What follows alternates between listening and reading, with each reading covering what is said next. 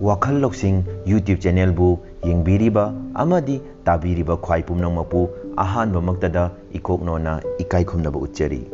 WAKHAL LOUSING YouTube channel gi video asina ahanba oina yengbiba oirabadi WAKHAL LOUSING YouTube channel asibu subscribe tawbiyu. Loina na mathangi video thagalakpa matamda notification oina laknabagidamak bell icon su all da thambiyu. Stress haibasi aikhoigi punsida sagona duna laklaba machak amani. It's a part of life. Aikhoi miyoibo oina poklabadi awa nungai haibasi adumak thengnaduna lakli. Thengsu thengnakhini, thengsu thengnari.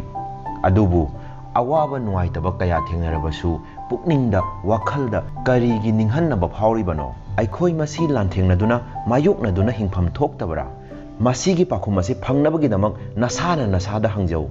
Thengnariba, thengnakhraba, amadi thengnarakadoriba awaba nungaitaba Thoudok kayagi wari singbu henna khanjinkhiduna stress lainabagi machak sinbagi mahutta masidagi matau karamna mayoknagani amadi stress free oina laiba ngamgani haina khanbana achumba khongthang oiroidara. Aikhoi miyoibase amaga gi marakta khetnabagi matung inna stress asigi haurakphamsu tongali khudam oina hairabada. Miyoi khara amana thabak phangdabadagi lairakpa stress, khara amana paisa paidabadagi, khara amana family gi miyoi ana ayek yaurakpadagi, khara amana marup mapangsinga saunabadagi, khara amana thabak henna subadagi pothapam khanglaktabadagi, khara amana nungsinaba kainabadagi, khara amana family gi problem laibadagi, khara amana exam fail oibadagi. Hairiba sing asina stress oirakpagi machak ohelli.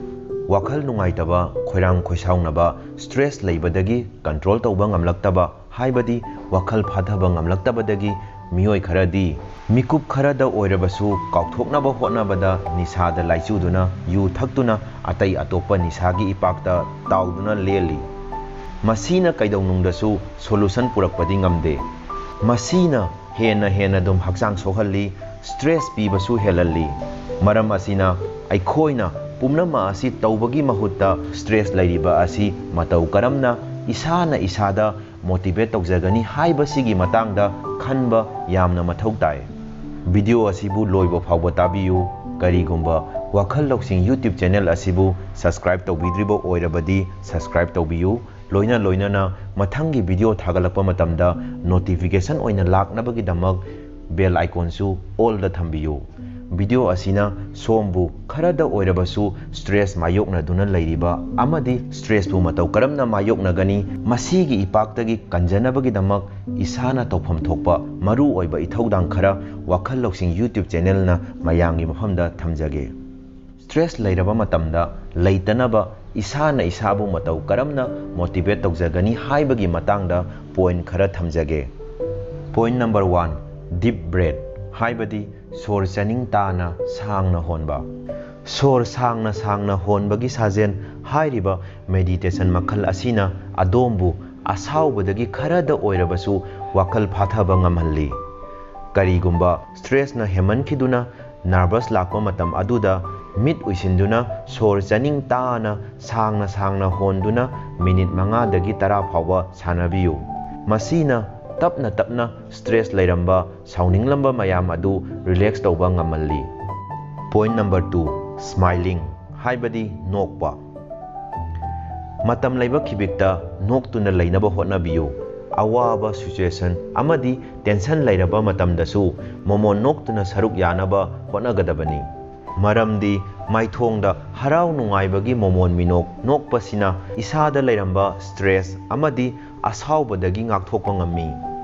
Masina matam pumbada awaba wakhaldagi lapthoktuna lehalli. Nokpa asina stress ki level hantahanbada natana heartbeat ki rate su normal na thamangammi. Karigumba saururabasu nokpa asina khudakta heartbeat phathanba ngamalli. Kaubiganu stress free oina lainaba hotnabada harau nokpa asina yamna kanahalli. Smiling is the best medicine. Point number 3, exercise. Haibadi hakchang sajel. Nungti numit khudingi hakchang sajel tawba walking chenba haiba asina khwaidagi hakchang phana lainaba makhal amani.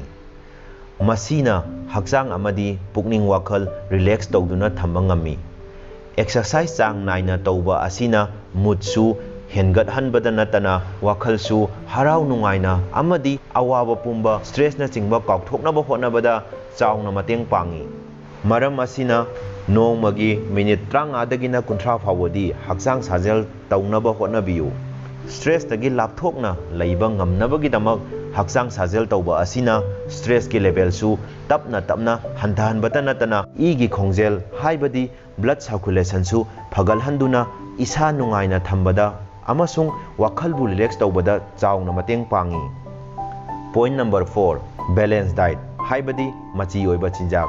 Machi oiba chinjak well balanced diet chaba asina wakhal nungaina amadi hakchang phana thamba ngamhalli. Mana masing uhai wahai protein gi chang henna chaba asina stress leibadagi ngakthokpa ngami. Maram asina chaba thakpa matamda hakchangda kanaba pibasing oina Tabiyu.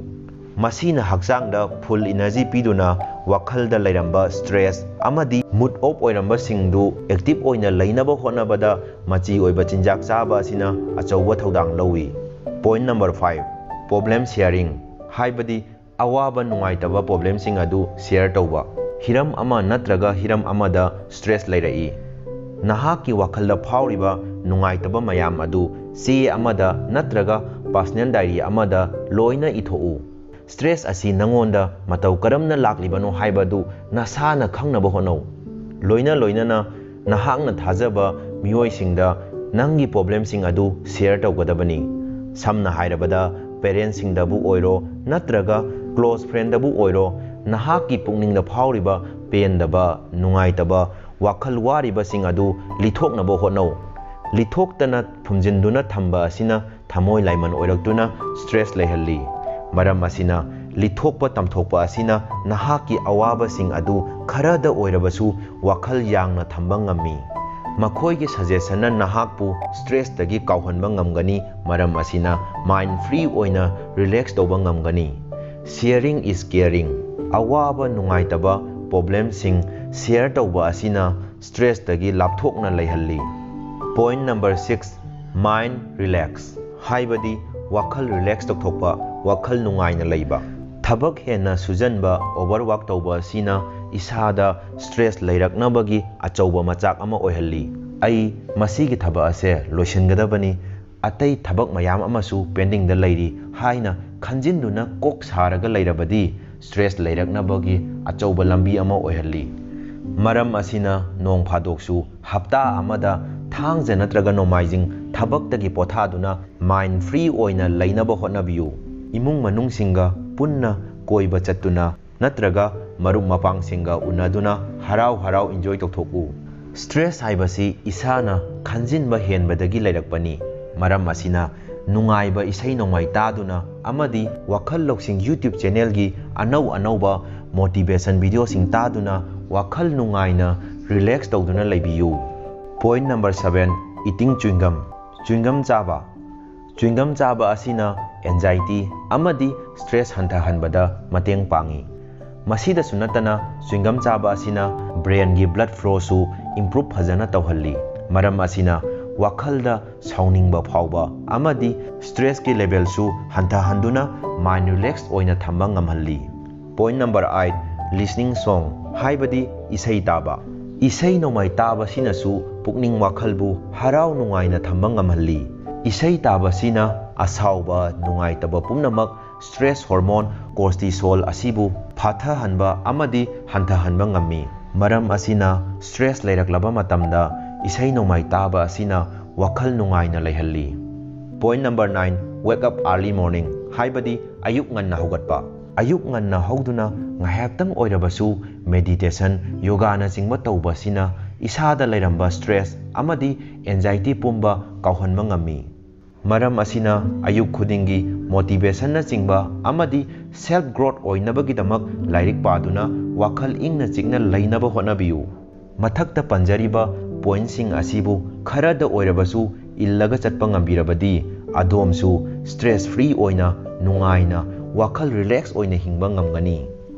Wakhal lousing YouTube channel gi video asina ahanbo oina yengbiba oirabadi wakhal lousing YouTube channel bu subscribe tawbiyu loina na mathanggi video thagalakpa matamda notification oina laknabagidamag bell icon su all da thambiyu. Ngasigi video asida lausinba yaba wakhal lausing phangba ngamlabadi video asibu adongi imung manung amadi marup mapangsingda share tawbiyu. Ngasigi di matang swaida loisinjarage mathangi nomaijingdasu wakhal lausing YouTube channel na mayamda wakhal lausing piba ngamba video amamuk khudol tamjage.